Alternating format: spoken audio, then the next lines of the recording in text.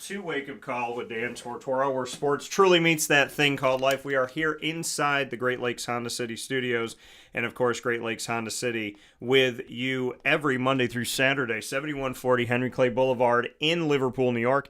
They are your home for new and used vehicles, the Honda CRV, HRV, as well as the Pilot, the Ridgeline. My dad has the Ridgeline. He loves that. I have the CRV, the Accord, the Civic, and more. All you have to do is go to GreatLakesHondaCity.com, check it out, and you'll get a look at the inventory and all different shapes and size vehicles depending on what you need personally and for your family. And I'm speaking with an offensive lineman today. So you got to give him space, right? You got to give him space, got to give him those leather seats, heat them up. These guys go through a lot in practice. So, I don't know. I got to talk to Fran. You got to work out with Great Lakes Honda City. Make sure your O-lineman gets some heated seats and some big Honda Pilots and CRVs and whatnot. So, with that being said here this morning, happy to be here with you and happy to be inside the Great Lakes Honda City studios, inside of Mon Pa's Popcorn.com's What's Poppin'. We got an awesome show set up for you today. We're going to start things off with Josh Ilaoa, who is joining me from Syracuse Orange Football history, believe it or not.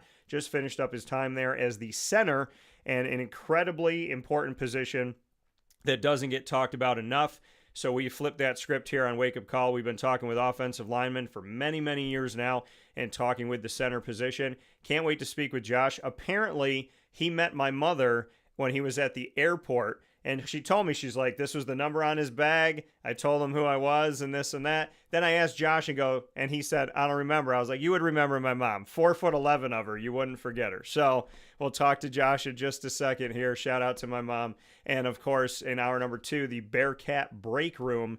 We're going to be having a great time in our exclusive multimedia marketing partnership with Binghamton University, as I will have Liam Ferris join me on the broadcast here to tell his incredible story. You do not want to miss a moment, especially if you're going through any type of adversity. That story is a wonderful, wonderful story to hear and a positive outcome. And the ingredients to success. We'll jump into Team Over Self today, proudly presented by Avicolli. So with that being said, let me bring in the man of the first hour here, picture in picture, Josh Ilaoa here, the Syracuse center, number 55, and the man that was protecting Kyle McCord from right in front of him and having to have that timing down. And Josh, I'm going to say this. I've watched a lot of football. I've seen a lot of centers. I've seen a lot of Syracuse football. I didn't see you make a lot of mistakes. You might turn around and tell me, Dan, you didn't know the intricate pieces in there. I had my moments, but I didn't see a lot of messed up snaps, and I didn't see a lot of lack of communication between you and Kyle. So let me start off the show by saying welcome, and let me start off the show by saying thank you for the work you did out there. Thank you, thank you. That was a nice introduction. Yeah, I thought, Kyle told me, he's like, you need to follow me around and start doing my introductions when I'm doing events and stuff. I was like, hey man, if you're gonna compensate me to be your hype guy, I mean, listen. So Josh, taking a look at your career though, what I just spoke about, it is imperative to be a good communicator, a great communicator in the job of a center. You have to communicate with your line. You have to communicate with your quarterback. You have to know when he's trying to get them to jump off sides. You have to know his count. You have to know when he wants to say go, and then you have to hike that ball, and you need to get it to him. How do you manage all of these things that nobody ever talks about? really just practice. Everything starts in practice. You know, us like last year having a brand new team, coaches, and Kyle coming in, we just rep after rep and build up that chemistry. Not even just with football, like just stuff we do out of the facility, like hang out and stuff. Build that bond, make it stronger. You know, connect us better. You've worked with a bunch of different quarterbacks. Syracuse has not had like this was the guy and that's it. Garrett Schrader was there. Garrett Schrader went through some injuries. Other guys had to step in at different times. And then you had Kyle McCord. How do you navigate? Like you said, it's about spending time together. It's about reps. It's about communicating off the field. That time spent and making sure that you spend it wisely. How do you handle having different quarterbacks in your career because you haven't had a consistent guy every year for the entire time that you played? Yeah, it was. I wouldn't say tough. It was just like we just had to adjust. It's always about adjustments in football. So with him coming in, I, I feel like it made it easier for us. And we already had a good running back in LeQuint. I feel like it took a load off of him too. Yeah. So just hanging out with him, building a bond with Kyle, just made life easier for everyone. So when you had to make that transition from previous quarterback to Kyle McCord, what did Kyle do to kind of open up that dialogue? Like, how would you describe? Because you guys had Hmm. such a successful season. I mean, he led the entire nation in passing yards of over 130 FBS schools. So, how did it all start out with Kyle? Did he approach the line? Did you guys approach him? Who broke the ice? Um, I honestly do not remember. I'm pretty sure it was the O line who broke the ice. I don't think he came up to us first. Okay. I'll have to mess with him. I'll have to Yeah, I mess with don't him think he after broke the that. ice first. Let me ask you this question though. He said something to me, and obviously we have a special that's going to be coming up tomorrow on the show at 10 a.m. Eastern time, and nobody should miss a second of that, just like they shouldn't miss a second of this. Him and I were speaking almost 600 pass attempts. I think it was like 592, and it was 27 sacks. He got sacked less than 5% of the time that he was on the field in 13 games. And as low as that number is, he said some of those sacks I got to take because I didn't do what I needed to do. So he's like, that sack number for the offensive line should be even less. What can you say to the fact that your quarterback in almost 600 pass attempts over 13 games was only sacked 4.6% of the time? And that of that 4.6, he said the number should be even lower for the line because some of those are on him. That those numbers are impressive. I'm not gonna lie, I didn't even know about that. But that's just like a testament to his character. Really, he definitely got us out the jam a lot of times. Just like how quick he gets the ball out, it helps us out as well. For you being a center, going all the way back to the beginning for you, Josh, I mean, was this something that I mean, you obviously you play other positions growing up, and when you're a little kid, I think everybody wants to score, everybody wants to get in the end zone. So bring me into how you first started in football. What were those first moments like for you? And then secondly, when did you transition to offensive line? Um, like like my whole life in football. Yeah, I'd love to. I'd love to kind of Tarantino the thing and go back in time and see how football started for you. Uh, well, I was born in Seattle initially, so started out there. Then my mom had a job in Charlotte, so I moved to Charlotte fourth grade. New to the area, was just trying out new teams, little league, all that. Then high school, it was a pretty known high school in Charlotte, Mallard Creek High School, coached by Coach P. Palmieri. That's, that's the GOAT, North Carolina. I was I was offense start off. Then junior yearish transition to D line, and then I was like both ways my senior year. But here became I was at guard initially. Then I went. They tried me out at center. Yeah. Oh, that was a you should if you've seen me when I first started center, that was a lot of mistakes. At Syracuse? Oh yeah, Yeah, yeah, I watched. I it watched. was new. It was like um low key nerve wracking, snapping the ball and like someone right in your face, having to block too. Yeah. Then you just once you practice that, you know, like really think about the snaps, like getting back there because like muscle memory at that point. You just focus on your assignment and everything else. So you talk about being back in Seattle when you first started this football journey and whatnot, and then moving to North Carolina when your mom got a job out there.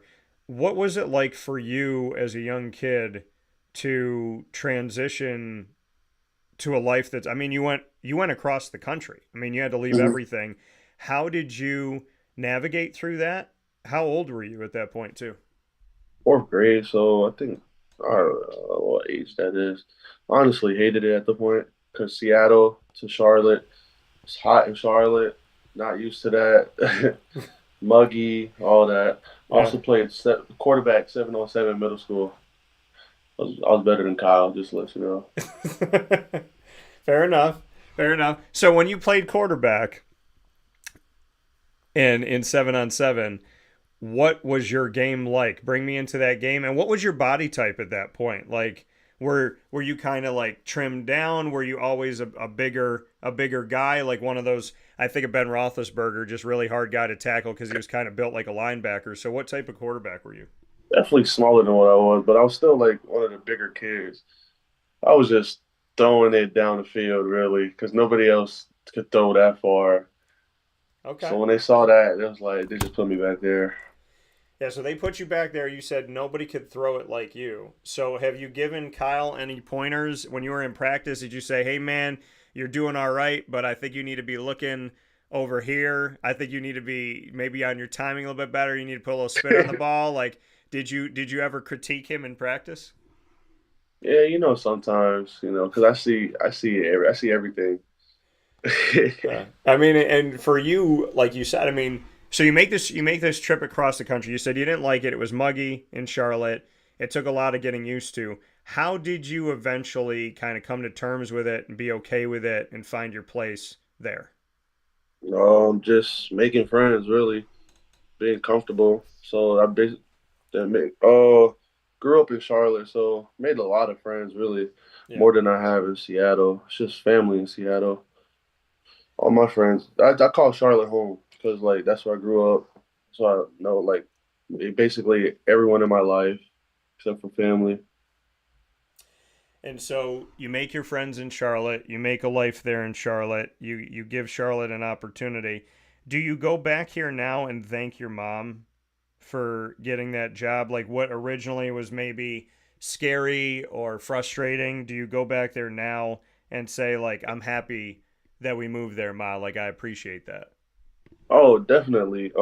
She made a lot of sacrifices in her life, and I always tell her like how grateful I am for everything she's done. That's my road dog right there. It's my whole world. And I feel that and I respect that. And I know that here on Wake Up Call we have men and women of all different ages listening. We have moms that are listening. We have my mom listens. And I would love to, for the moms that are listening, for those that are out there making sacrifices, since what you just said, what can you say to the moms that sacrifice everything, that do everything they can for their kids, like your mom has, and just what you want to say to them? Because there's a lot of people out there that wake up in the morning and everything's on their shoulders, and I hear those stories and I feel those stories and I feel for those people. So what would you say to mom? Man, for the moms that sacrifice everything, just know people out there love you with everything they got, even if they don't show it as much. Man, everything she's done for me. It's just I can never repay her for anything, for everything she's done. That's like, ah, man, a little chokehold here. Hold on. It's okay, man. It's okay. What's mom's first name? Ruby. Ruby. Yeah. So, funny thing about your mom being named Ruby, that's a nickname of my mom because she's born in July and July is the Ruby. Okay. So, yeah. So, but like you said, she's done everything for you. She's made those Yes. sacrifices, and that's the thing that I feel like we don't talk about enough is the fact that like my mom did a million things for me growing up. I mean, I remember, and just to kind of give you a little bit of my story as well, my mom went to almost every single field trip. She went to games, whether I played basketball, whether I was playing or not, she was there. She went to the field trips. She made my lunch. She got me from school. She dropped me off from school. She made dinner almost every single night. She worked a full-time job. And I could never understand, like now that I'm 39 years old and I look back on it, she was seven different people. And not that my dad wasn't there, but my dad, like, my mom did all of like the, like, kind of raising, you know what I mean? Yeah. And all that stuff. So when you look back and you look at those moments with mom and you look at that time that you had with her, to be a Division I athlete, to go out there and do what you did, to get yourself a free education, to give back to your mom, what did that mean to you to be able to do that for her? Seeing the reaction on her face, it meant the world to her, really, being first generation, her coming to all the games, just like meant the world to her, just giving her that experience also, because nobody else in my family has done it. So that was pretty cool. Yeah, and the thing is like talking with you, and I mean, I would think that you and the guys know that I'm different. I'm not. I tell people all the time. I said my badge says media, but my attitude and the way I treat people is not. And Yeah. and after the game, the Boca Raton Bowl, when we Hmm. were down there, I came up to you, and like your whole family was around, and I just shook your hand and just said, you raised a good one, and then walked back to my car. Like I haven't forgotten that moment. There's certain things that stick with me, and you had Hmm. so many people there just loving on you and being there for you. Just bring me into that. Bring me into those moments, because win or lose, like at the end of the game, you were surrounded by loved ones, and I was like, man, like I think they should know that Josh is a good kid, and it was just like that simple couple seconds with you, but just shaking your hand and being like, hey man, good job out there. What has it meant to you that you've had the people that you've had with you on your journey? Yeah, win, lose, or draw. I know people in my corner always got me. They're gonna hold me down. They always remind me it's just a game, even though players don't want to hear that after a loss. Yeah. But then you realize it's like it's more than just football. It's bigger than that. Everything, knowing that they still support you, love you, no matter what the outcome of the game is. And having that, like you said, they're there to support you no matter what. Is there a post game, like when the family comes to a game? Is there Hmm. a post game thing that you do? Is there a prayer? Is there a meal? Is there something that the family does to say like, hey, win, lose, or draw, like we are who we are and we do what we do? Like, what does the Ilaoa family do after a game? Oh, it's no really tradition. I just gotta see my mom, no matter what. Yeah. So That's Ru- really it. so Ruby, is she in North Carolina right now? Yes. Okay, so mom's out in North Carolina. What do we want to say to mom? We're looking right at the screen. Ruby, I want to tell you blank. What do you want to say to mama? That I love you, and I'll do anything for you, and I appreciate all the sacrifice you have made for me. And yeah, I love you, Sorrow Dog. So, if mom was on the football field, be honest, what position would mom play and how scary of a player would she be? Ah, she wouldn't be scared. She's a loving person. Okay. Don't put her in front of me. I'm gonna have to take her through that. I love that. I love my mom, but if you put her on the other I side love of me, I'm gonna give you. her hell. Okay. Yeah. So mom, would you put mom on the O line or the D line?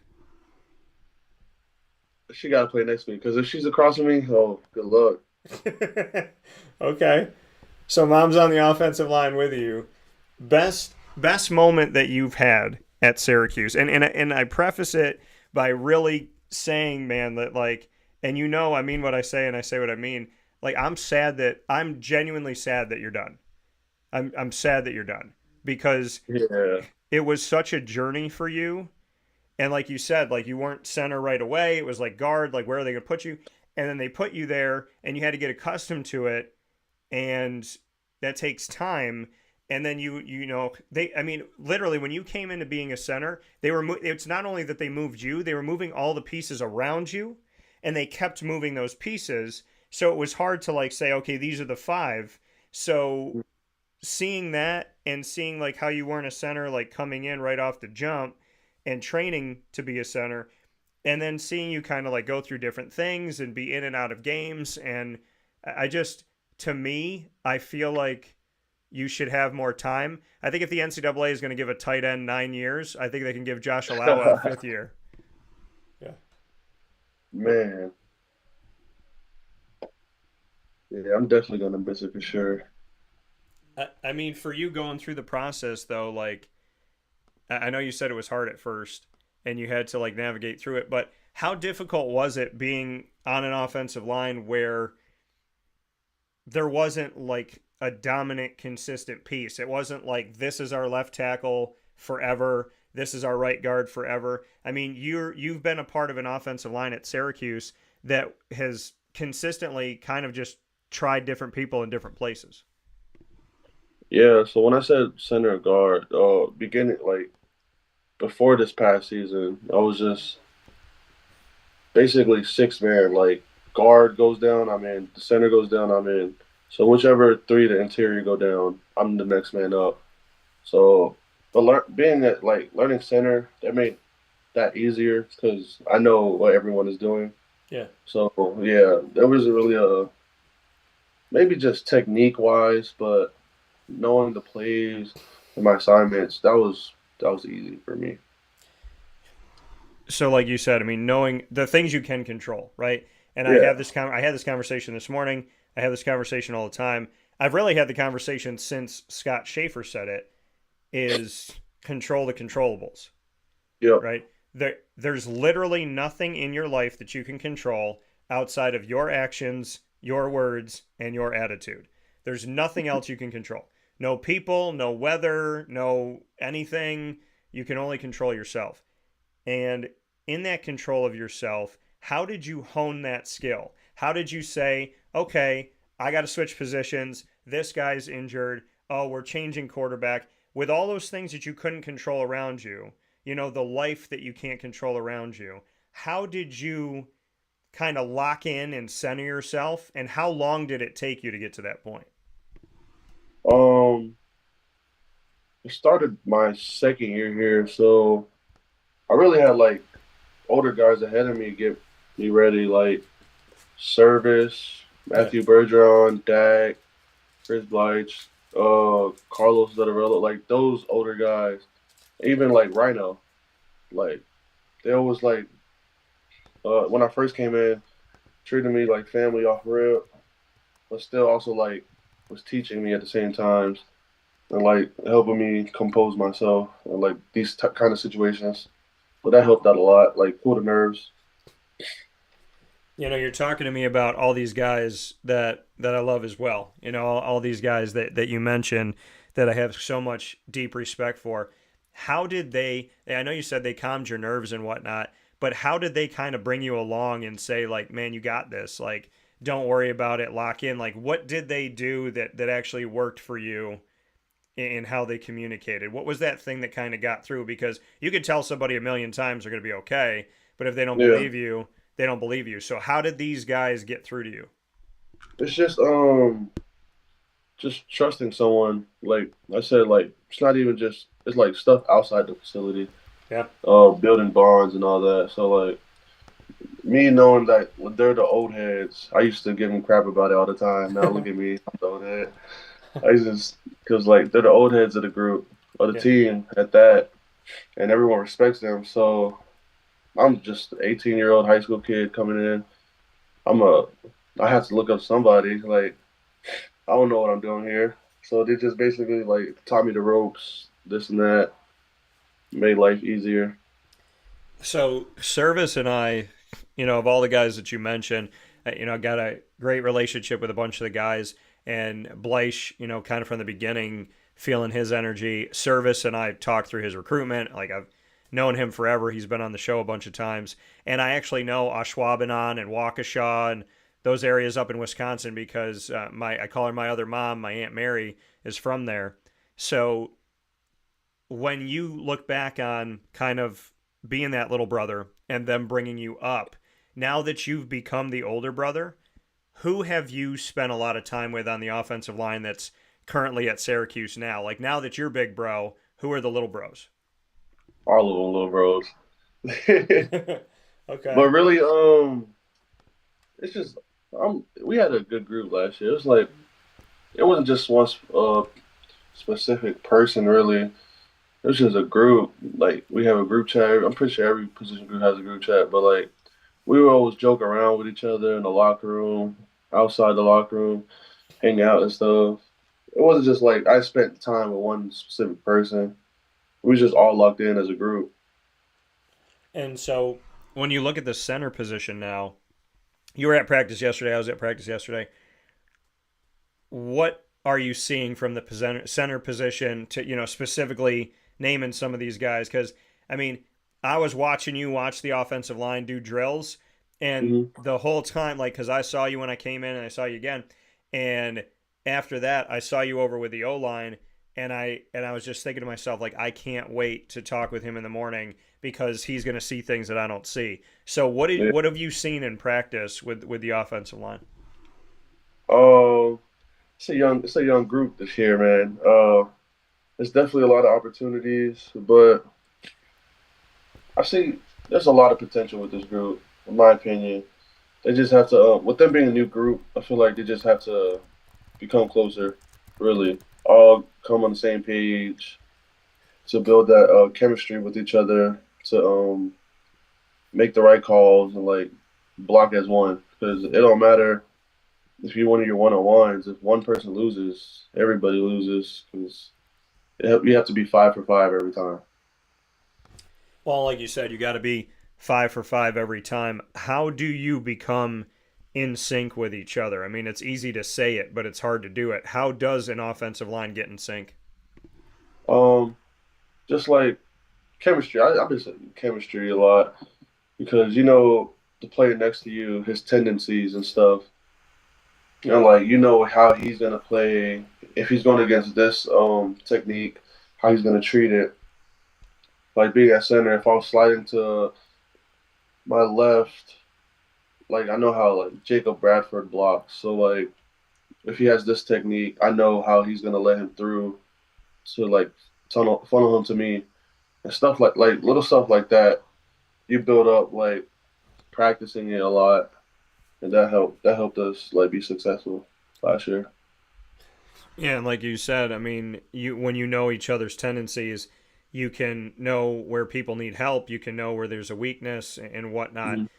So when you look at the line right now, and you said, these are a bunch of young guys. These are a bunch of young dudes that are out there right now. Yeah. What do you like about the line? I mean, yes, they're young, but what can you say to what they bring to the table and what you think they might be capable of this year, despite the youth? I was about to say for one youth because we was kind of old last season. Uh, it definitely, in my opinion, I just feel like they're more athletic wise because they can move. A lot of them can move good, like outside zone. Even if we just have like a little wide receiver screen, people like I feel like people across the board can get out there and move. Yeah. So having that movement, there's some big boys on this team. There's some big guys that are on there, and one of the guys that is moving forward into the NFL, hopefully, and God willing, is Savion Washington. What was it like to work with Savion Washington? I know it was only a year, but what was it like working with him? That's one of my little bros too. I took him under my wing as he came in. Nah, I was like, I always troll him a lot. I would say I was his first friend because he sat next to me first. He really took my seat in the position room, but I let it slide because he was a new kid. Okay. So, But yeah, he was just sitting next to me. I was just chatting it up with him. So quiet. People think he's quiet, but if you know him, he's. I wish he was more quiet. so yeah, people think he's quiet, but you said if you know him, you wish he Yeah. was more quiet. How would you describe Savion Washington's personality? I mean, I was around him a little bit, but we don't get to. Unfortunately, back in the day, Syracuse used to give us 4 interview opportunities before a game, so we could get 3, 4 opportunities plus the game, pregame, postgame, whatever. So we had so many chances to get to know guys. Now we don't get as we get more than we did in the last 10 years, but we don't get to have like time. So if you had to describe Savion Washington's personality to the world, what would you say? He's really a big kid. People don't know he's a big kid. Really, Okay. don't let that mean mug Don't let that meme out fool anybody. Okay. I like that. Demetrius Weatherspoon also worked with him. What can you My say about God. Demetrius and what he's been to the program coming in last year? That's my God. Oh, he definitely brought a lot of competition to the table last year. You know him. He was good. He was a good player. I'm gonna miss him too. He was one of the guys, man. Do you see him as I mean, who do you see as the center of the team this year? I guess is the question. Cody Hornsby. He was seeing him in practice. Well, not this year. Yeah. Last year I went down when I went down in practice and Yeah. he stepped in. He had it rolling like he was locked in like no other. And seeing that, it was like he actually cared, and that was like enlightening to like all the coaches, even the players, to show us that like he actually wants to be here and stuff. So that was like that was good to see from him. And there's a true freshman on the team. So Savion Washington last year wears number 77 and he's a mountain. The guy that's wearing 77 this year is another mountain. A true freshman, 6'7", 380 pounds, Byron Washington. What is it about Washington and the number 77 that I don't even know how they have jerseys for these dudes. 380 pounds, 6'7". What is it about having these big Washington last name players on Syracuse? Or what do you think about Byron? Byron's a tank, man. I feel like we should just do QB sneak behind him. You know, while I was watching him in practice too, like he's a young kid. He's gonna get right, like fundamental wise, hands, everything. Yeah. But even like when he didn't use hands, he was still moving people. You can't push him back. So like the run game right there, he wasn't even using like technique like I would use because he's so like he's a big human being. Yeah. I mean, a huge, huge guy in practice. And there's another guy. I mean, there's a bunch of guys that are on my mind here, but a guy who has worked his tail off to be on this team, to make this roster, to make a name for himself, to pave his own way. Then he got hurt last year, but he's back this year as a redshirt senior. David Wallabaugh Jr. What do you like about David?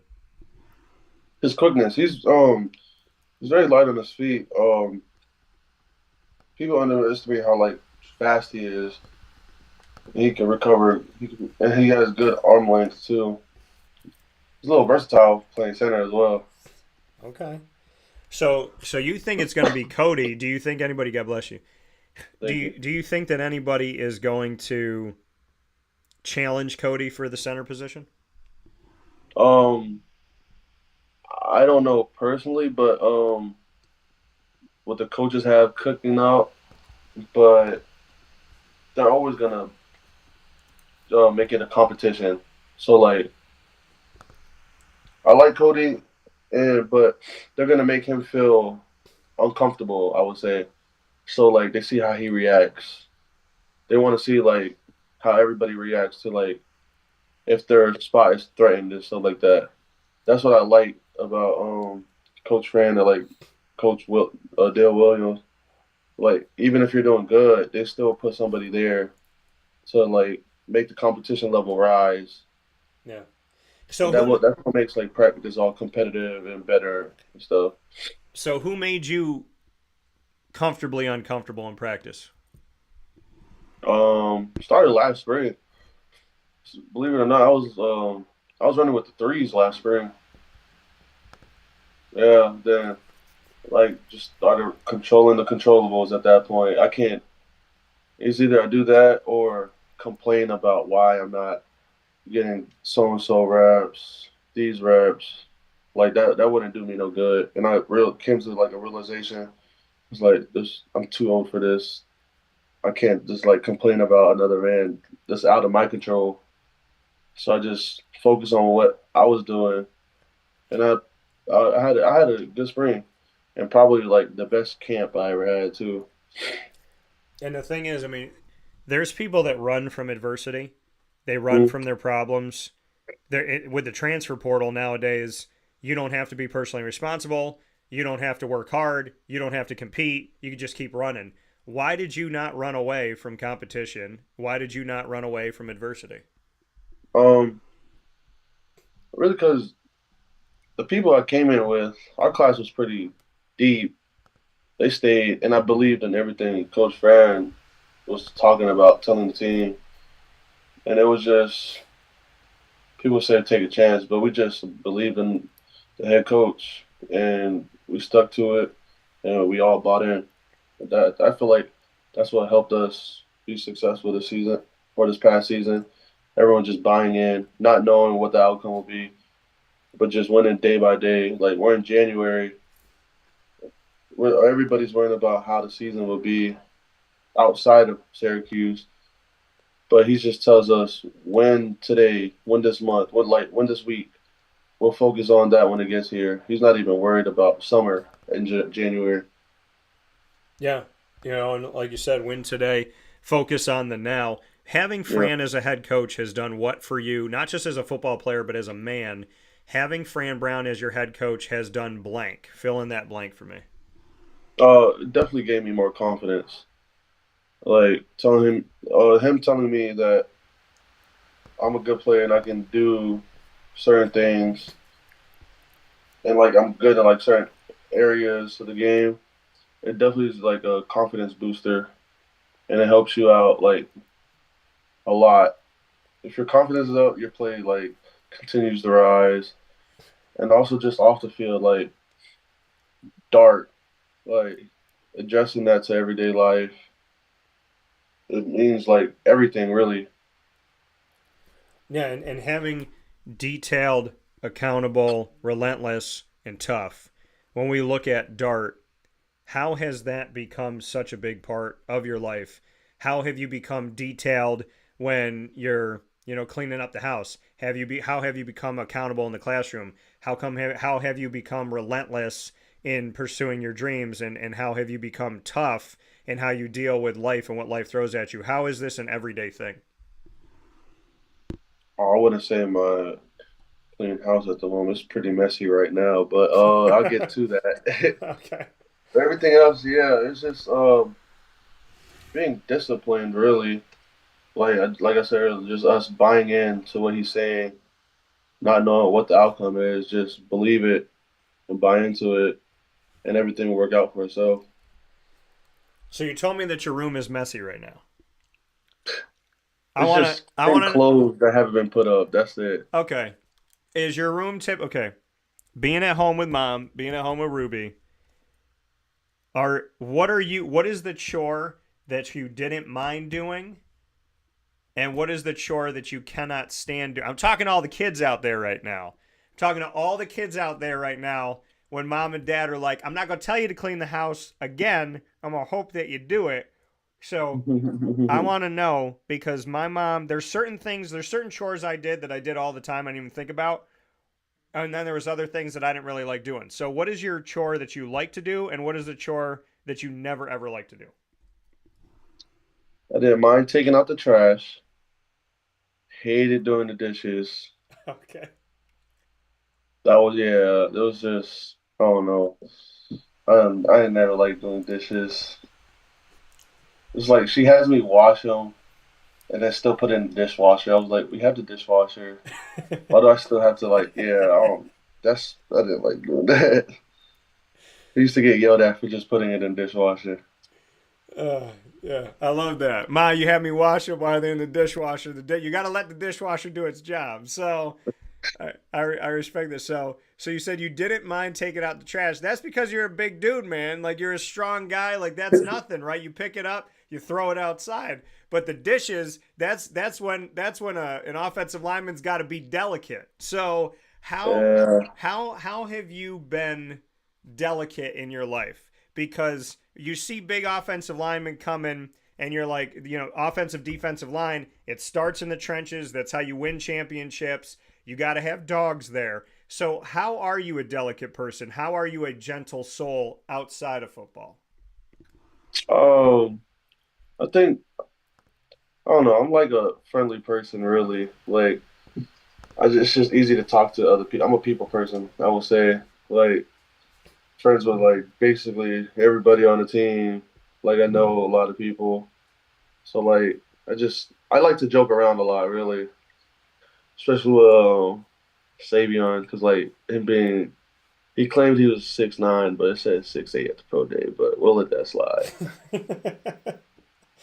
I love how you're just outing everybody today. I love it. I feel is this you, or were you that kind of like silent assassin where you were kind of roasting everybody in the film room, but like doing it, just kind of like they didn't know what you were thinking, and then you just because you've taken some shots this morning at a couple guys. Have you always been like that silent assassin?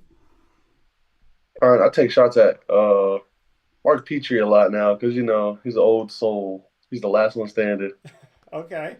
So you got Mark Petrie out there. You got Joe Cruz. You got Enrique Cruz Jr.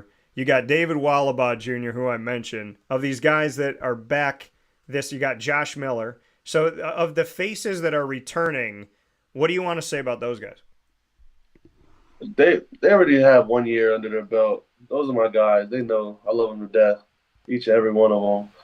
And no matter what comes at them, I know they're gonna fight through it, lock in together, and beat the odds. There's a lot of people counting against them right now, but a lot of people counted against us last season. But you know how people are; they just talk. They love to talk until they see the results of what they're gonna put out there next season. I'm excited to see what they got going. My prediction last year, and it is on record. Isaac Elford, who helps me with the show, we do Tortora and Elford inside a wake up call here inside the Great Lakes Honda City Studios. We both said 8 wins, if not 9, with an outside chance of 10. So you guys gave us what we predicted. Looking back on last season being the best season that you had at Syracuse record wise, what can you say to the swan song that, that last dance that you had essentially at Syracuse was it ended in San Diego? Thank you for that, by the way, because I got to go out to San Diego for the first time ever. Y'all took it to Washington State. Probably could have taken it to them even more so. So what can you say to last season being the swan song? And also what you can say about a Syracuse team where in bowl season, a lot of guys opt out and they sit out and the game becomes a total sham. Syracuse played. The guys that were healthy played. The guys that were on the roster played. So the swan song for you last season, what it meant to you to finish on such a high note. And secondly, just what it says about Syracuse football that you guys didn't opt out of playing in the game. Um, yeah, last season was a memorable one for sure. With especially that last game or regular season game, that was first. That was one of the I say top 2, 3 games. That being one, but NC State was up there for me Okay. because that was my first time winning in North Carolina. So that was a pretty good one. But and Miami, of course, overtakes all of that. But winning that bowl game, everybody staying together, it was just a testament to everyone, really, and like us buying into what started that in January. A brand new group of guys. Now look at us. Everybody was focused on getting number 10. That was the biggest goal for us. And us getting 10 was huge for the program and everybody there. Us buying into that practice, we still practice hard. People usually take bowl game practices light, like from experience. That was definitely like the hardest bowl game practices because it was a regular practice schedule for us, how we would practice in the regular season. And doing that, it was like it means something to us. It's like it's different now. He brought like there's like a different swagger to the team, really. Yeah. Well, and the thing is, like you said, I mean, it meant something to you to get to 10. You wanted to get to 10. You guys were a couple fourth downs away from potentially playing for an ACC championship game, and you see the shirts come out in practice, 4th and 1, 4th and 9. What does it mean to you that Fran doesn't want the team to forget that they were just a couple plays away, a couple steps away from potentially playing for an ACC championship and making a case to play in the college football playoff? Um, well, I don't even think we was looking at the ACC championship last season. He just kept saying national championship, so like that made us go hard every day. He said national championship was the goal, so we wasn't even looking at conference. But yeah, those two games it was tough. So him giving them those shirts, I think is it puts a chip on everybody's shoulder, knowing like how close we were to accomplishing great things. And those two games is especially with the season we had, 10 win season. Um, the expectation is for sure has risen for the team. He's not like 10 is minimum. Like that's not even. I feel like that's not even in the picture. He wants more now. Now he's seeing like what we can do once like everyone buys in. That's really the thing. It's a young team. Yeah. Everyone buys in. I feel like they'll be just fine. I love that. 10 is the minimum. I love that mentality. Love it. So let's play some rapid fire. We're here with Josh Ilaoa, Syracuse Orange Center alum, and moving forward here in his life. Could be coaching, could be playing, could be anything at this point. Very excited about the opportunity. Josh, on rapid fire, you can ask me anything in the world. I can ask you anything. It doesn't have to be football related. It doesn't have to be sports related.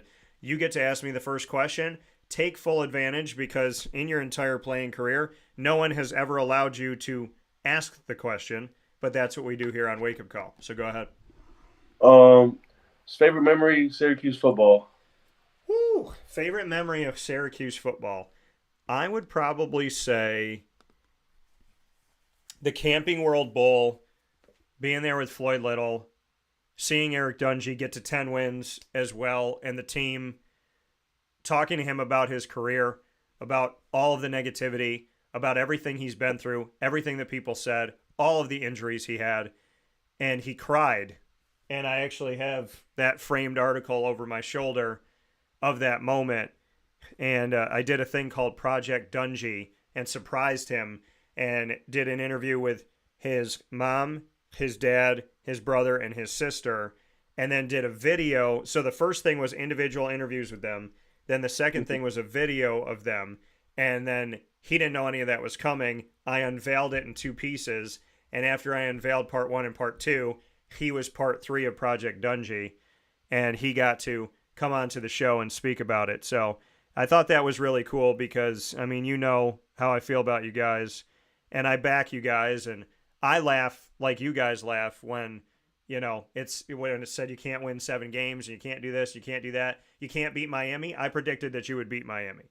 So, you know, to see those moments happen and to see that when you guys kind of laugh and say, you know, y'all said we couldn't, I'm laughing there as well. I feel like in those moments I should be in the locker room as opposed to being in the post-game press conference, just chilling with you guys being like, yeah, you did it. So I would say my favorite memory also this year is just being out.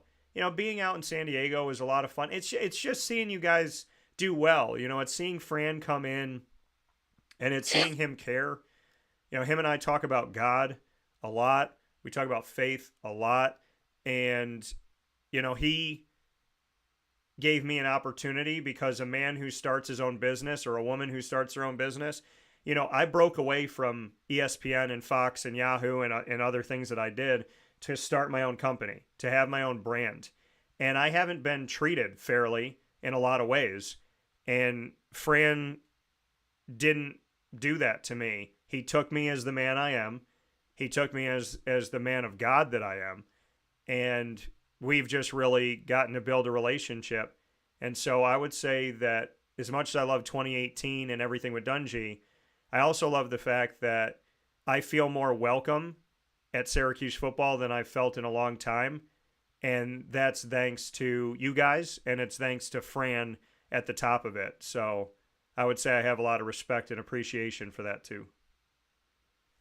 My question back to you, Josh. What is your nationality? Samoan. Okay, that's what I thought. I want to make sure. So you're Samoan.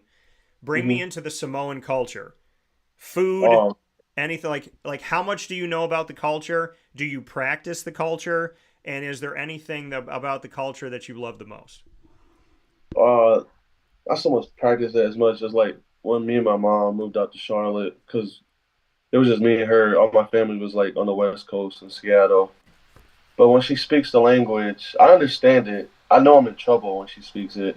It's the Okay. only time she speaks it around me. But yeah, the culture very family oriented. Like definitely family first type of culture. Do anything for each other. Also, the food's pretty good. And what was I about to say? People or like people from the West Coast know, or like people who've been around the culture know Yeah. that we might be big people in general, but like we're like gentle giants. Like we'll be your best friend for real. Well, and the thing, and what I know about Samoan culture, why are you like? I mean, you're just like these walking mountains. What is it about like this Samoan? Because it is. It's like this sweetness and this kindness, and then it's like people that I want to be my bodyguards. Why are Samoans so big in stature, so to speak? When you're like the baby of the family or like the kids, the elders love feeding you. Making you eat a lot. You can't miss a meal, really. Okay. Okay, fair enough. So it's the like you're a baby and they're like they should be having Gerber and they're like no, you're gonna eat this pork right now. so, so Yeah, definitely being a baby in the family has its perks. Definitely love being spoiled a little bit. so you're the baby in the family. How many are in the family? Uh, I can't even give you it's a lot. So how many But how many siblings do you have? one, but One. that's on my dad's side. But on my mom's side, I'm the oldest. Let's see, I'm the second oldest grandchild on my mom's side. But I'm one of the youngest on my dad's side. Okay. So you got a little baby love, and then at the same time you're the older one that's feeding the little ones. What is your Yeah, second for my question? mom, I still consider being the baby because I'm my mom's only child. Yeah. Well, and that's the thing, and I could tell with mom. I'm sure she spoils you when she's not yelling at you in Samoan. so, what? Definitely. Or I just maybe call my grandma. She's being mean. Yeah. So, and grandma. So, do you have? So, grandma's with us here. I guess my second question, because I miss my grandparents so very much, and my mom's mom, who I call G Mama, passed away at almost 101 years old. What is that? What do you love the most about grandma? She's loving like all these grandchildren, and she loves each and every one of them the same. Like there's no drop off. Or like I hope I'm the favorite, even though there's no favorites. But yeah, it's just she's it's like she's the trooper of the group. Everybody loves grandma. It's like you can't like not love grandma. That's right. You gotta treat grandma right. What's your next question for me?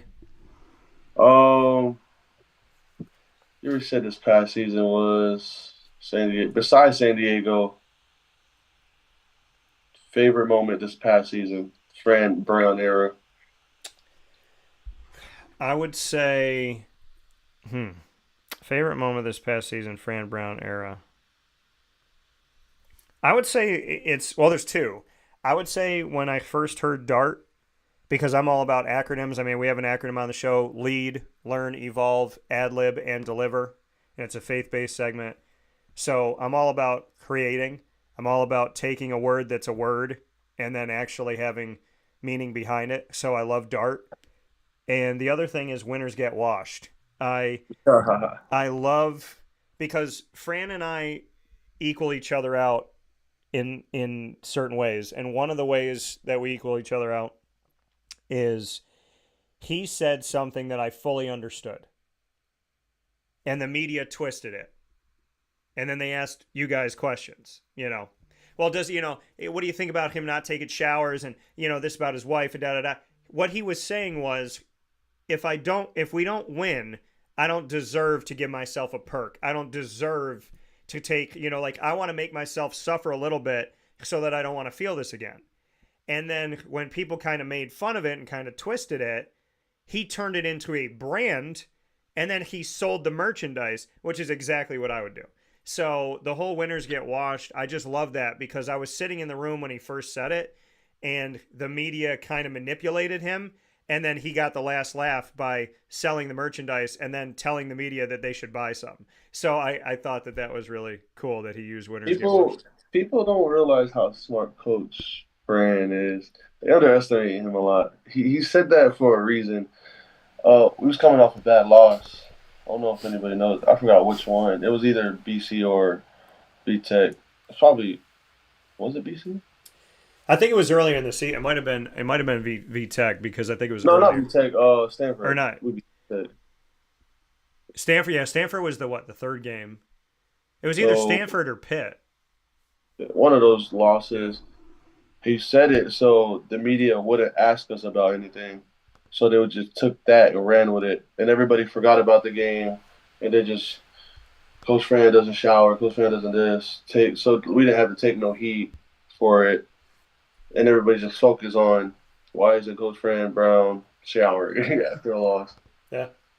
The next game, we win, and everything. The last game we lost was out the window. Yeah. No, you're right. He is very smart, and I mean, I knew from the beginning he can see through people so easily, and I don't think people realize that. Like, if you're a real one, he knows. If you're a fake one, he knows. And it doesn't take him that long to know. And I was very confident that within a couple months, like, he knew he could see right through. Like, he knew this person's this and this person's that. I don't think you can lie to Fran Brown. And I love that about him. What is your last question for me? Oh, I was waiting for you to ask one. Oh, the one. Oh, wait. Oh, yeah, because you asked about the favorite moment. Sorry. So I got lost in it. So my question back to you is one meal that you can't live without and one food that you can't stand. So what's your go-to meal that you would eat every day? And then what is the one meal or food in this world or snack that you wish never existed? Oh, man. That's a good question. I would say, like specific food or like time of day, like breakfast, lunch, dinner, or like specific food, like a specific meal. I don't know. I love pizza, man, but I feel like that's everybody answering. I want to be different. I love. I'm trying to blank. That's a. It's a straightforward question, but it's a tough one. Pizza's the only thing coming to mind because I say I gotta eat this for the rest of my life. Yeah. Every day. Yeah, every day. And said I'm going with pizza. Okay. Going with pizza. I have to. Okay. And snack I cannot stand. Some of my teammates might hate me, but the Mike and Ike's, I don't really like Mike and Ike's like that. And the Halloween, the little orange and yellow corn thing. Candy corn, yeah. Yep, nope. Yeah. I mean, candy corn, you talk about processed upon processed, but I would tell you the two of mine that I would delete, black licorice and salt and vinegar chips. Black licorice. Oh, that's a good one. That should be illegal. That's what I'm saying. My godmother likes it, and I told her, I said, my jokes about black licorice, I will say them on stage for the rest of my life. And she's like, I like it. I was like, I love you, but you need to know that it's wrong. Like, every time you eat a piece of black licorice, a baby cries somewhere. So that's how I feel. What's your last question for me? I already asked favorite moments. Let's see. If you were to create an alternate Q's jersey, what would be the color? Okay. I like it. I like it. If I was going to create an alternate Q's jersey, I would do an all orange head to toe. They've done them before, but the orange was like dull orange. It wasn't even Syracuse orange. It was so weird. But I would do all orange helmet, all orange top, all orange bottoms, all orange like shoes, like cleats. I would have orange head to toe, and then I would put Otto on the sleeve. So I'd put like a big Otto on both sleeves, and then I'd put Otto's face and angry Otto on the helmet is what I would do. All orange, okay. Yeah. Because that's what I liked about Chris Fran. We went with a traditional look this season. That was a big change, from wearing like all white to like all orange to just regular, blue and orange. Yeah. Yeah. I mean, you guys did. You had traditional. It wasn't about the unit. Like there's been years where. It wasn't. What'd you say? It wasn't about the uniforms, and it was to a point where we didn't even care about what we wore anymore. It's like because he tried to just like, what does Georgia wear? What does like the Penn States wear? Alabama? They don't be flashy, wear all these uniforms, and he's trying to bring that to us too. And I like that like attitude about it. Yeah. Yeah. No, I mean he's telling the truth there. It's like, putting you in a situation of saying, like, is it about the jersey or is it about the man inside the jersey? Yeah. So your question to me was about jerseys. So my last question for you, Josh, if you and I were superheroes, what superpower would you give yourself? What superpower would you give me? And what city would we protect? I'll get telekinesis so I can control stuff in my brain. Give you the ability to, so we can, transportation. Or, did I say that right? Teleportation? Teleportation, that's what it is. All right. And what city will we protect? Just make it Syracuse. Okay. So we're protected Syracuse, my hometown. And so you have telekinesis. You actually gave me one of my two answers. I always say teleportation or flight. So shows that Josh knows a little bit about my spirit here. Josh Ilaoa, the incredible favorite grandchild and Samoan kind-hearted man who on the field is an animal. And who has brought so much to Syracuse football and brought his family and brought his energy, which I appreciate more than anything. So, Josh, it's never goodbye. It's always talk to you in a few. And you and I will have a conversation very soon. But I want to say thank you for your time today, as always. Thank you. I appreciate everything. Of course, man. Say hi to Mom for me and Grandma, and I'll talk with you soon. Definitely. All right. Take care. All right. That comment from Josh Ilaoa here on Wake Up Call with Dan Tortora, where sports truly meets that thing called life. We'll take a step aside. Thank you for your patience as we have the story of Liam Ferris coming up right after this. Fast break on Wake Up Call with Dan Tortora from inside the Great Lakes Honda City Studios.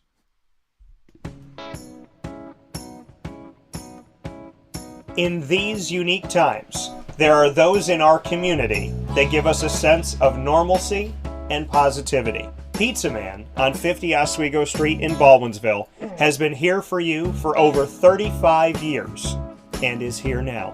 Call 315-638-1234 or order online at pizzamanbville.com to bring those familiar tastes into your home. And remember to come see our monthly on-site broadcasts centered around the community and our Baldwinsville Bees.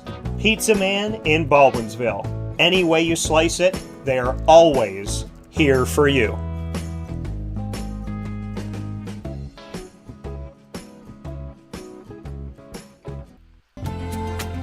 Looking for your next ride? Look no further than Great Lakes Honda City, located on 7140 Henry Clay Boulevard in Liverpool, New York. Serving our community for decades, their new and pre-owned vast array of vehicles are available to you Monday through Saturday on site. To search from home, shop at GreatLakesHondaCity.com. Call 315-365-5576 to set up an appointment. That's 315-365-5576 for Great Lakes Honda City, 7140 Henry Clay Boulevard in Liverpool, New York. Great cars, great people, Great Lakes.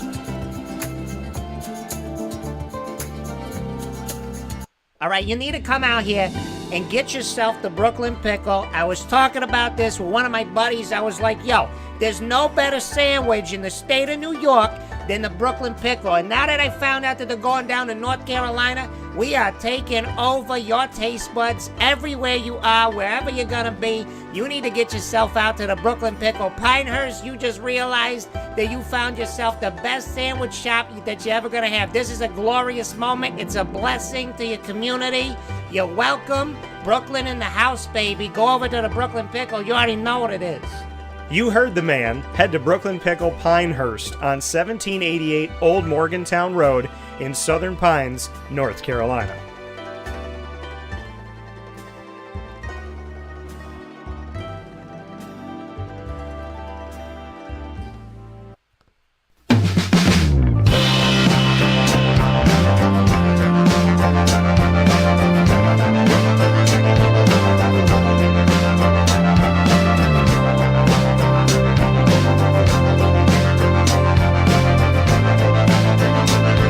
Welcome here to an all-new Bearcat Breakroom inside of Wake Up Call with Dan Tortora, where sports truly meets that thing called life. We're in our exclusive multimedia marketing partnership with the Binghamton University Bearcats, and of course, Wake Up Call is coming to you from inside of the Great Lakes Honda City Studios. I'm joined by Liam Ferris this morning of the Binghamton Bearcats men's lacrosse team here inside the 2025 season. Liam, how are we doing today? Good, doing great. Thanks for having me. Absolutely, and my pleasure to have you here this morning.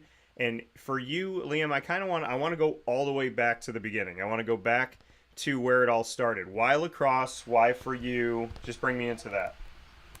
Yeah, so my cousins played at Albany. Yeah. And so when I was I don't even remember how old I was, but probably like 4 or 5 years old, we'd go to their games. And they kind of put gave us these fiddlesticks after a game. So I kind of just started playing from there. And then I just fell in love with it. And yeah, it's kind of just been a huge part of my life ever since I can remember. So yeah, from there, just kept playing, got into club ball. Really decided I wanted to play in college when I was like probably 12 years old. Yeah. And ever since that moment, kind of dedicated myself to the game. So it's been a journey, but it's been fun. You said all the way since 12 years old. Do you have a memory that like really sticks out to you of being 12 and just saying like, this is my thing. This is what I got to do? Yeah. So I think I might have been a little older than 12, but Okay. in probably 8th grade, 7th or 8th grade, we wrote a letter to ourselves for when we were seniors in high school. And the first line on my letter was, "You're going to play lacrosse at Syracuse next year." So that was kind of like, I didn't really know what manifesting was, but Yeah. I kind of was doing that when I was like 13 years old. So that always sticks out to me. Because yeah, I didn't even know what like manifesting even was when I was that young, but yeah, it was always the first thing I would write down of like, what are your hobbies or like, what are you interested in? It was always lacrosse. So you said around the age of 12, you write down you're going to play at Syracuse. You're playing at Binghamton. So bring me into that. Why did you pick Syracuse as a kid, and are you okay with the fact that you're a Bearcat? Yeah. So yeah, no, that's a good question, I guess. So I started at Syracuse for 2 years. Yeah. Started to go to school there. And I think I just picked it because my whole family's from Syracuse. My dad grew up in Camillus, Yeah.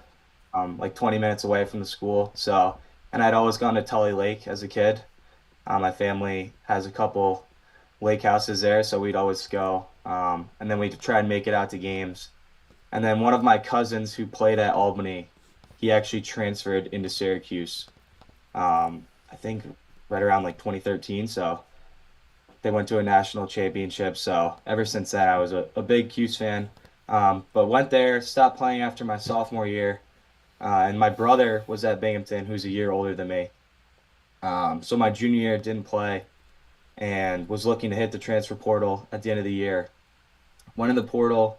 My brother had a 5th year and academically worked out really well with the 4+1 program. And I saw it as a program that was definitely on the rise and somewhere where I could make an impact. So I think everything happens for a reason. Um, I wasn't always planning to come here, um, but I'm happy that I did, and yeah, I couldn't have ended up at a better place. So you talked about manifesting. You put down when you're little, I'm gonna play lacrosse. I'm gonna play at Syracuse. The fact that you did that, the fact that you achieved that, that you put on a Syracuse jersey after saying that to yourself as a child, what can you say to that piece of your journey and that piece of your story that you spoke it into existence, wrote it into existence, and obviously put the work in the classroom and on the field to make sure that it happened? To have that come all together, just what that means, because you said you didn't understand manifesting as a kid, but you said, this is what I'm going to do. And then you literally did it. I mean, you can talk to anybody for the rest of your life and say, hey, if you believe you can do it and you put the work in and you write that goal and you stare at that goal every day, you can do this. So just bring me into that piece a little bit deeper and what it means to you that you wrote it and then it happened. Yeah, I think it was pretty special, especially I kind of forgot. And then you see the letter and you're like, wow, that's pretty cool. Yeah. But I think for me, it was kind of, and I'm still trying to do it now, is kind of just rationalizing what my goals are. So as a team, our goal is to win the American East Championship. So I always say like someone has to do it. Yeah. Like there's not to not be a winner. So that's one thing. So like someone has to be, if your goal is to play D1 lacrosse, there's however many spots out there, however many hundreds of roster spots, someone has to be on the team. So to me, that was kind of like, okay, someone has to get recruited to the school. Why can't it be me? So that's, I guess, one way of rationalizing it. And then after that, it's kind of just like, okay, what do I have to do to achieve this goal? How much work do I have to put in? And then kind of just going from there. Even at a young age, I think I was able to do that. And then, yeah, I think it's helped me in a lot of other ways. Whether it's like class or trying to get an internship, it's like someone has to do it. So why can't it be me? And yeah, I think it's just really creating that belief in yourself and hopefully having others create that belief too. Like I said, like our goal, winning an American East Championship. Someone has to do it. We think it can be us. We think we put the work in. And so, yeah, I think it comes down to rationalizing it and then really believing in yourself. Because at the end of the day, it has to happen. So why can't it be you? I love it. I absolutely love that. Why not me? And like you said, somebody has to do it. Somebody has to get recruited. Somebody has to win a championship. Why can't it be me? Why can't it be us? So when you said in that in-between of Syracuse and Binghamton, did you stop playing? Bring me into that. Bring me into everything that happened in that world. Yeah, so that was tough. It was after my sophomore year, new coach, and it basically came down to I had you have like your contract, and they wanted me to renegotiate it. I kind of didn't want to, and then there's all these kind of rules and stipulations around that.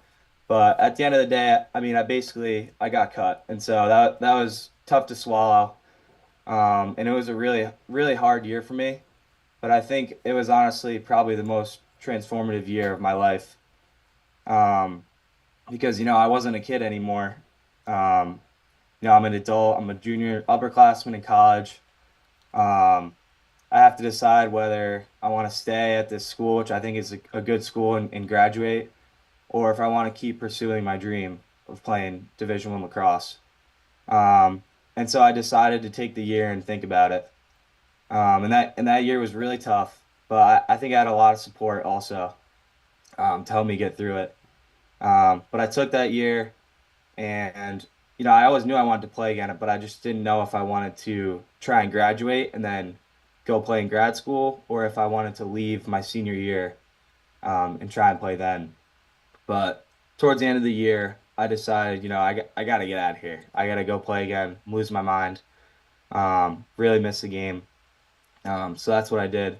But yeah, just kind of walking you through the year. Um, I guess there was a couple people that helped me a lot, a couple mentors. Yeah. I also had my cousin who played at Syracuse. He's good friends with Dylan Donahue, who I'm sure you've heard the name.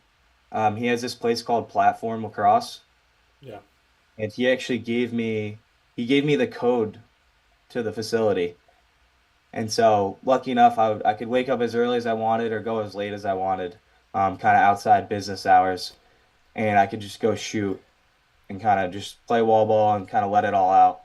Um, and I still look like it's funny. We'll be going to play a game, and I'll look on my phone, and there'll be like a memory on my phone or like a flashback, and it'll be like one of these days we have a game, and it's just I was in there by myself. So that's really motivating to me. And yeah, it's kind of like that whole year. It's like I'm trying to create this underdog story in my head, and just put the work in and just, you always hear like work in silence, all that like hoorah stuff, but it's really kind of what it was. Um, and yeah, I just kind of tried to get through it. And then when it came down to it, hit the portal and ended up at Binghamton. So definitely wasn't easy. I think it was a year. It felt like 10 years, but Yeah. at the end of the day, it worked out. So I'm better for it. If we were to write that underdog story, make a screenplay, and put it on camera, what can you say about watching it back? Yeah. Like I said, I think, everything happens for a reason. I think sometimes it's really hard to realize that when you're going through something tough. Yeah. But yeah, like I said, I had really good mentors. One of them being Mike Lavelle, who played at Syracuse, kind of a Syracuse legend. But he's one of my mentors who helped me out a lot through that, was always in my corner. Um, and then another one, I had my brother, who was a big reason I came to Binghamton. He was our captain last year. Um, but yeah, I guess what I could say about that is my brother, he probably gave me the best advice that anyone's ever given me during that year. And because I was all alone pretty much all day when all my friends were at practice, my roommates are at practice, I'm kind of just sitting around, um, sometimes maybe feeling sorry for myself. But he said to me, he goes, you got to be friends with yourself and be comfortable with yourself because then you'll always have someone to be with. Which, at the time I was like, okay, but I think at the end of the day, it meant a lot to me because, instead of relying on my friends who really weren't there a lot of the time anymore, I had to kind of look in the mirror and rely on myself and, be okay with who I was. Be okay. It's like, hey, I got cut from the team. Like it happened, not let that define me. And, yeah, just be okay with myself. So I think looking back on it again, like it was super hard, but I think it's a good lesson that hopefully I can teach other people. Um, but yeah, just really transformative for me. Um, yeah, just better for it. You mentioned your brother a bunch of times at Declan and his obviously connection to Binghamton and having the opportunity to play with him. Was that, I mean, obviously education and making sure it's a good road for you and your major has to be a part of it, but Yep. was your brother, I mean, was that the driving force of like, hey, how many people get to play with their brother, do a Division One, be in this situation? What was that really for you? What drew your eyes to Binghamton? Was it something else? Was him being there great, but then like there was another element of it where you're like, it's got to have this. I mean, bring me into the why for Binghamton, knowing that your brother obviously had a piece of this. How much of a driving force was that, and what were the other forces? Yeah. No, that was definitely a big driving force. I felt comfortable here on my visit, like especially with the coaches. Um, Really just talking to them throughout the visit. And I knew a lot of the guys on the team already because, Syracuse and Binghamton, they're only an hour away. So Yeah. they were always up at school with me, and I was always coming down here to hang out with them. Um, and yeah, I think just the way my brother carries himself, and I knew he was a leader on the team, um, that I was just very familiar with the school, familiar with him, familiar with all the guys on the team. And I knew how he carried himself. And to me, I mean, can't say enough good things about him. He's the hardest worker I've ever met. Um, so I knew if the guys on the team had half the amount of work ethic that he had, that it'd be a good place to go. Um, and yeah, again, he was a big leader. Really helped me assimilate, I guess, with the guys on the team when I got here. But yeah, like you said, I mean, the school obviously is a big part. That's always got to work out. Um, and then yeah, I just really saw it as a program on the rise where we could hopefully make some noise. Um, and yeah, And you said that year in between of trying to figure things out was so transformative for you. What are you today that you weren't yesterday? I know you've talked about some pieces and some things that kind of stick out to you, but who is Liam Ferris today post transformative year? yeah, I would say more than a lacrosse player. I think lacrosse to me is it's still the biggest part of my life, and it's still, my number one. Go to bed thinking about it, wake up thinking about it. Yeah. But in that year when I'm not on the team anymore, um, it really was almost ego crushing in a lot of ways. Um, because you walk around, you're wearing this logo on your chest, and you got your number on your sleeve, and you're like, I'm the man. Like thinking you're the man, like you got a lot of confidence, and you should. Um, but when that kind of gets taken away from you, you feel like the floor fell out from under you. It really makes you think about, okay, well, I'm not this guy anymore. I'm not really wearing this number on my sleeve anymore, this logo on my chest. Like, who am I? And so I think to me, that year was really just figuring out who I was, and what was important to me. And I realized that, I'm more than a lacrosse player. Um, and yeah, I guess just really being able to go through something hard, Yeah. it helps in a lot of other aspects of life. And I think again, like going to lacrosse, have other things translate it. I took that experience and I tried to translate it to other aspects of my life. Um, so like for example, last summer I had an internship, and it was a 10-week internship all in person. And sometimes it got hard, but I was like, hey, I've been through this year that was really, really hard. And I can get through this internship. This isn't, and I enjoyed it. Obviously, it wasn't actually bad, but it's just certain things like I guess you could say like classes, for example. It's like, man, I got this test I got to study for. It's like, well, hey, I had that year where I was down all day. I can get through this test. And then I think another thing I learned is taking things outside of lacrosse and applying them to lacrosse, which I really never thought I'd do. Um, so for example, that internship I had last summer, I thought I went well and I thought I did well. Hmm. And that actually gave me confidence when I went and stepped back on the field. Because I was like, hey, I can do well in this corporate office. That's given me confidence to do even better athletically because I know these other aspects and areas of my life are going well. So yeah, I think it made me more well-rounded, I guess would be the short version. Yeah.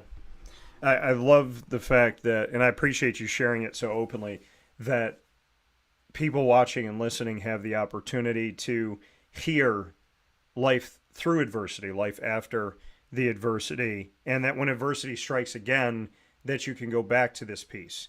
You're right. That it's not a crutch. It's not something that pains you. It's something that helps you to live. It's something that it's there's something to be said about a human being who can take a fire and initially feel like this thing's burning me, it's hot, I'm uncomfortable, and then say, no, this fire can warmth me. I can use this fire.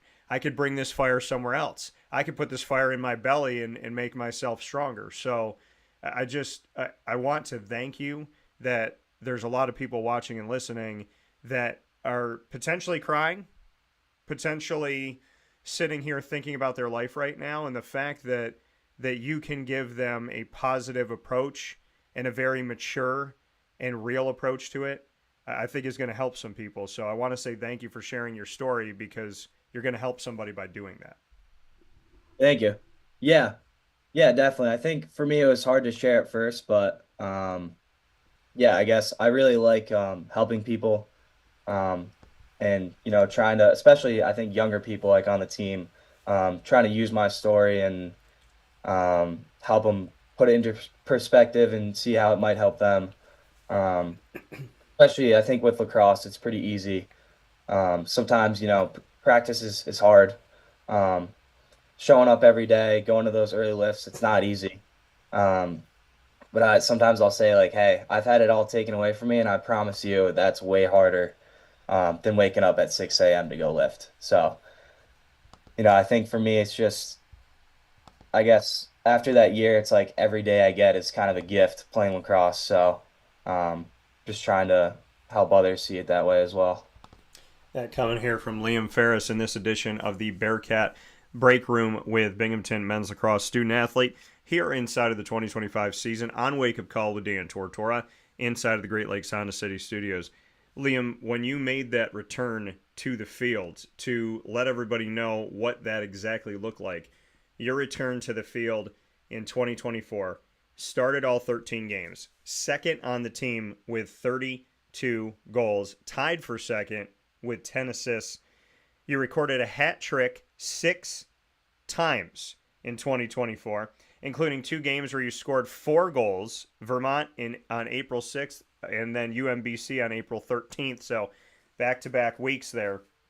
You collected 15 ground balls and caused 2 turnovers. You received the America East second team all-conference honors. You were named the America East Offensive Player of the Week on April 15th.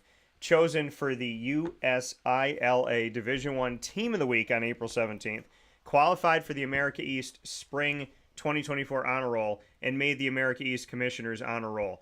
I mean, stop me if there's more, but sweet mother, when you returned to lacrosse, boy, did you return to it.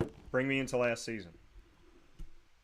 Yeah. I think those awards are nice, but I think I had a lot of help from teammates and coaches. Um, I think especially, it starts with your teammates. Like you look at something like an honor roll. Um, there's no way I was getting that if I didn't have help from a couple of my teammates. Especially transferring into Binghamton. It's a difficult school. Um, and yeah, I definitely had a lot of help there. Um, but yeah, I think just being able to play with confidence really helped me last year on the field. And yeah, just having that chip on my shoulder, um, again with I thought a great team around me. And then yeah, I think the second thing it kind of goes to the coaches. Giving some guys on every team have a longer leash than others, um, but I really felt like they just kind of gave me reins to play creative and have fun. And I took a lot of shots. Hopefully that shooting percentage can get a little better. But I was never coming off the field and they were like, "Hey, terrible shot." They're like, "Hey, next one." So I think yeah, it's just gaining that confidence from others, Yeah. having a positive team around you, and yeah, just playing with a chip on my shoulder. Not playing for a year, it just made me miss the game a lot and kind of just foaming at the mouth to get back in there, out there and play. So Yeah, and to get back out there and play, I mean, you're giving credit to everybody else. And you're giving credit to your coaches, you're giving credit to your teammates, you're giving credit to the people around you as a team this season. When we fast forward to 2025, started the season 0-4, and since then y'all have gone 3-0. You got victories at Stony Brook, at the University of Massachusetts Lowell, and at home against NJIT. You're riding this 3-game winning streak after a 4-game losing streak to start the season. How did this team flip the script and take a streak of losses and turn them into a streak of wins? yeah, I felt like the first couple games, I felt like we were right there. Um, we had leads in the fourth quarter and a couple of them. We had an absolute heartbreaker at Marist. So we felt like we were right there, and we were there was that last wall that we had to break through. Um, and so I think we kind of eventually started to, especially at Stony Brook. Um, and again, just coming in, I remember the Stony Brook game, we were just angry. 0-4, we felt like we should have definitely had a couple of those. Um, and we knew we were playing a really good team in Stony Brook, who they beat in Rutgers already. They had some nice wins. And, we were 0-4. So we were coming in angry. And I think just playing with that extra chip on our shoulder like we usually do. I remember after that game, I was like talking to one of our coaches. I was saying, that's Binghamton lacrosse. That's what we do. Yeah. Like that's how we play. We play angry, we play fast, and we play hard. And I think we did that entire game, and we've been trying to carry that momentum forward. So yeah, I think it just comes down. It's a lot of little things. When you look at some of those games we lost, it's really neither here nor there, but it's those little plays that add up. So I think we've just been trying to clean up on those. And yeah, just keep playing with that passion. Playing Bearcat lacrosse. That's how we're going to win games. Yeah, and you keep talking about we can win the America East. Why not us? Somebody's got to win it. So I know that there's more games to go. I know that there's a road here. But why does this team feel like you can continue to surge, continue to win, continue this winning streak, and go into the America East and make some noise? Yeah, no, that's a good question. I think we've improved on a lot of the things that we were not doing well in the beginning of the season. And that kind of shows to us that, if we can improve on those, we can even improve on maybe some of the things that we were doing well already, and just become a really, really good team. And we know that we can improve on a lot of these things too. Um, for example, like our face-off crew, they had a bit of a slow start, but the last couple games, been absolutely killing it for us, getting us the ball as much as they could, especially against who we thought were a couple good face-off guys. We think our face-off crew did a really, really good job. And then another thing, like our clearing. Yeah. We really struggled in our clearing all around the field. In the last couple games, I thought we've been doing a really good job. In UMass Lowell, we went 100%. So, if we can improve on those things, and then again improve on the things we already thought we were doing at a decent level, if we can do them on an elite level, I think that's going to carry us to be that championship team. But yeah, it really just comes down to raising that standard, and the things you can do better, taking action of doing them better, and just playing at a championship standard and being a championship team. So for you, being on this team and being led by Coach Kev, he's been on the show a bunch of times here. What is it about his leadership that you like? Yeah, I'd say he definitely has an interesting approach. He's not a yeller, Yeah. um, and I'd say he doesn't really. He's not like talking your ear off all day, but I think when he says something, it means something. Um, and he's just, I think, really is just a student of the game. He's really just trying to get better any way he can, and he really does take feedback in his approach.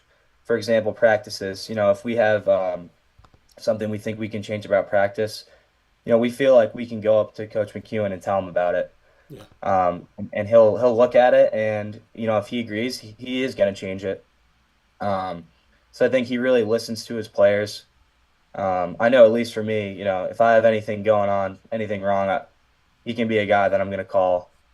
And then, yeah, I think he's just very open with all the players on the team. And, if you think something's going a certain way or you want to change something, he's not going to just shut you down immediately. So I think he really just is open to feedback, big student of the game. And I think people respect him too, which is obviously important. And yeah, I think he just runs a tight ship and is always improving and always wanting to improve. Yeah, and like you said about improving, cleaning up the little things and doing the things you're doing right, continuing to do that, and then elevating these other things that you need to work on. Before we get into rapid fire, where we get to put each other on the hot seat and have some fun with questions that can be totally outside of lacrosse, where have you seen your growth this season? I mean, you've been playing lacrosse, like you said, for such a long time, so many years. So what are you seeing from yourself right now this season that you feel like is really the improvement for you, a piece of your game or pieces of your game where you feel like, yes, this is something I really wanted. This is something I've been working on, and I finally broke through that wall. What are those walls? Yeah, I think a big one is just being a leader on the field. Being down at attack, I'm on the field for every offensive play of every game. Um, so I think I've improved in that aspect. And kind of almost being a coach on the field, which our offensive coach, Coach Schultz, has told me to do and given me the confidence to do. Is he's like, hey, you can be a coach on the field. Yeah. Because we can't always hear him out there. Yeah. So I think that area of my game has really improved. And then, yeah, I think just playing creatively and having fun is another area I've improved in. Just having the confidence to do things that I haven't done before. But, yeah, I mean, I think I could improve a lot more also. So I think just coming into practice every day and trying to find things that I can get better at. Definitely nowhere near a complete player or anything like that. So I think, yeah, more focusing on the things I can improve on. And I'm going to say this to you because I believe it, Liam. I think we can bring an America East championship to Binghamton. What do you think? I agree. So let's go out there and do that. Before we do that, though, we get to put each other on the hot seat. So you can ask me anything in rapid fire. I can ask you anything. This is not pre-planned. There's no sheets of paper. That's not how we do it here on Wake Up Call. So you can ask me any topic in the world, any question in the world. Please be gentle, Liam. What's your question for me? All right, we do this around the house all the time. I guess so. If you could have one meal for the rest of your life, what would it be? Oh boy, I gotta go with the first thing that came to my mind. It's got to be shrimp. I mean, it's got to be something shrimp related. I honestly think I was born in Atlantis because I can swim all day long. I can hold my breath better underwater than on land. I eat seafood all the time. So I'm going to say shrimp, and I just made a stir fry yesterday. It was organic broccoli, organic sweet potatoes, shrimp, all seasoned, and then I had a little stir fry sauce on the side, but you didn't even need it because it had flavor. So I'm going to go ahead and pick shrimp, especially because I just had it. It's impressive. Thank you. My question back to you, Liam. All right, I'm going to stay with food, and I think it's cool that y'all do that around the house because I ask that question on the show all the time. If there was something that you could delete from history, like you could just take a food and make it disappear. I know my answer. I know the food that I would just erase. So I want to know for you, if you could walk into a store right now and you could just snap your fingers and this food is gone. Mankind is never touched by this food. What is that food? It's a good question. I think what comes to mind first is vegetables. Probably something like Brussels sprouts. Something like I don't think many people are in love with Brussels sprouts. Yeah, you have to do things to them. You have to.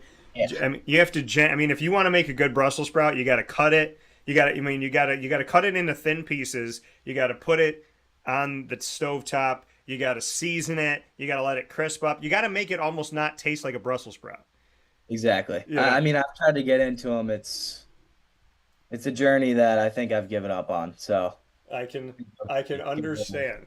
My mom used to tell me, eat 2 Brussels sprouts and you can leave the table. And I was like, 2? So, I mean, yeah, I totally get it. What is your question for me? What's your second one? Okay. Go-to TV show right now. Oh, boy. Number 1. My number 1 go-to TV show right now. That's a fantastic question. I have to think. Well, I mean, it's got to be Daredevil Born Again. I mean, I haven't seen that one. Yeah, it's got to be Daredevil Born Again. And so I love the, I don't want to say I love the story because it's really sad, but the story of the Punisher, like it kind of like I can see, I can understand, I can kind of like connect to that story. And because I like screenwriting, I like storytelling. So I have a watch that people look at and they're like, oh, it's a black and gold watch. It looks really cool. But if you look closely, it's the Punisher's skull. So I would say now that Daredevil has brought back John Bernthal, who's a terrific Punisher, and so that show's got me in it.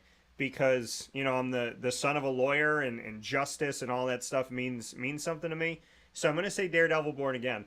But then I'm also going to say, there's a few on my mind, but I'm going to say Papa's House because Damon Wayans and his son are hilarious. So I'm going to say Papa's House as well, which is on CBS. I think it's on CBS. Yeah, it's on CBS.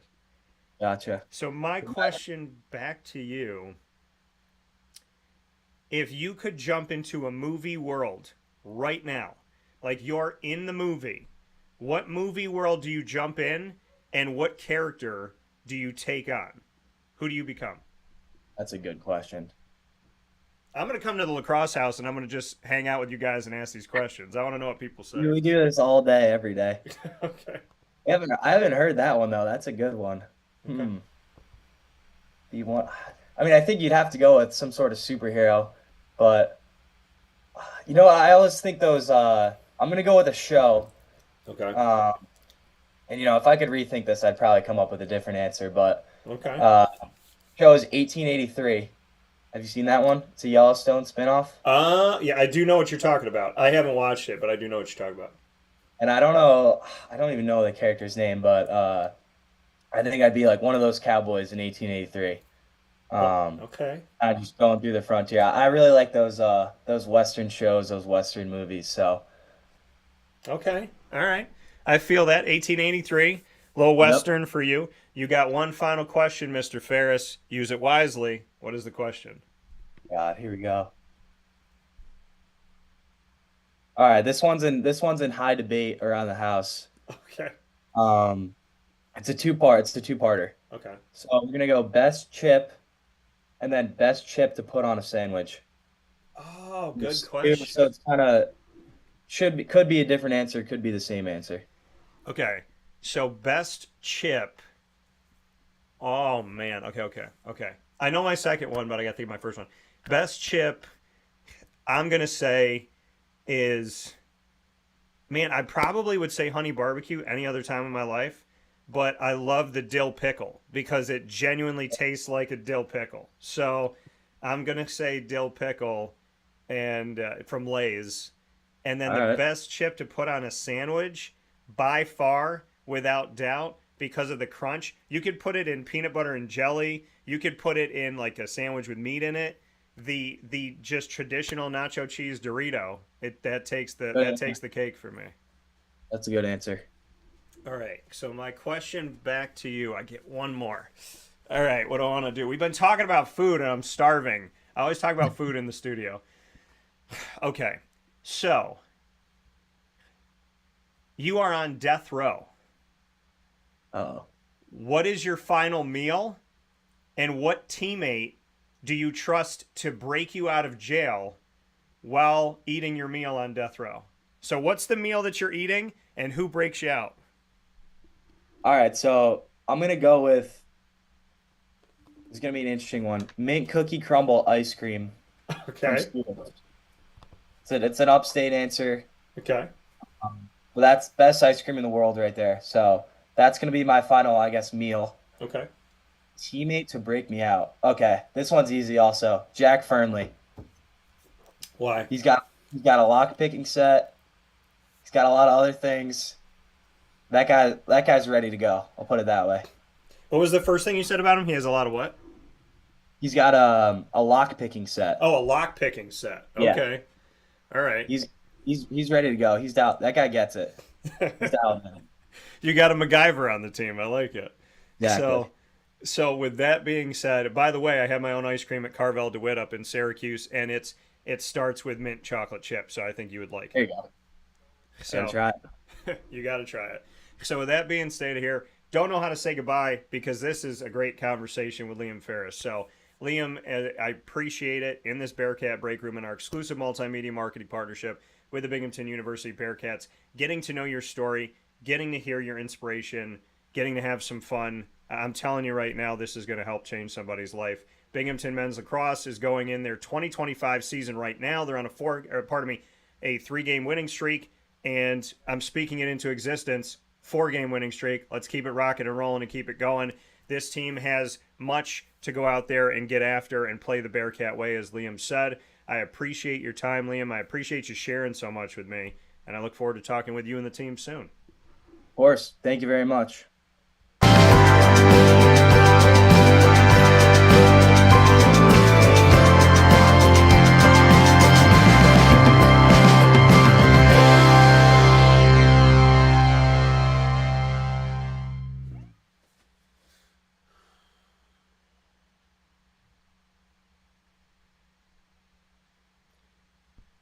Here's a message from Renee from Bryan's Landing, located on 6523 East Seneca Turnpike in Jamesville, New York. Open Tuesdays and Wednesdays for dinner, Thursday through Saturday for lunch and dinner, and Sundays for brunch.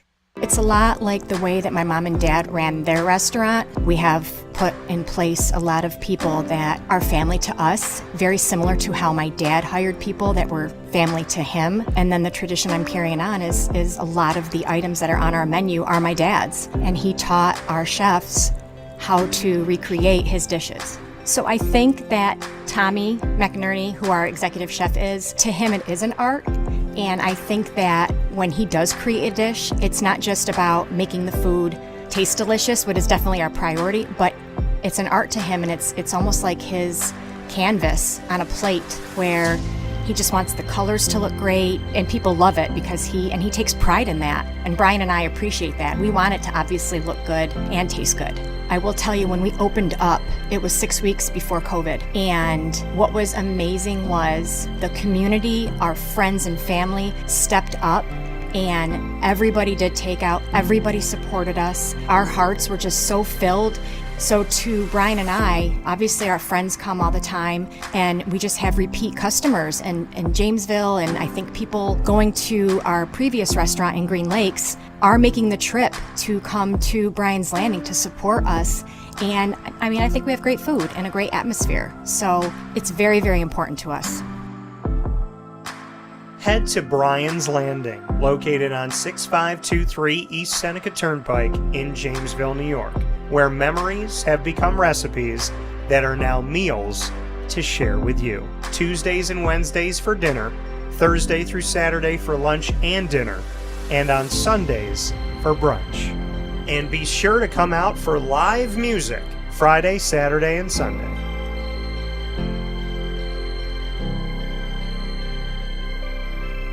Here is a special message from Brian Bruno, owner of Servomation Refreshments Incorporated. I grew up in the family business, had the experience of working for a national food service company with thousands of employees, and as much as I enjoyed the experience I had, there's something about, owning my own company and being able to change the things I saw wrong with the industry firsthand, which is why I moved back to my hometown in Canastota, New York, to launch Servomation. It was back in 2007. When we first started the business in 2007, really you didn't find any machines with credit card readers. There was a lack of variety in machines. You got stuck with basically whatever the vending company wanted to sell that day. There was a lot of inefficiencies in the business, and those were all things that we saw as opportunities, both from a customer level to improve and from an operating level to be more efficient.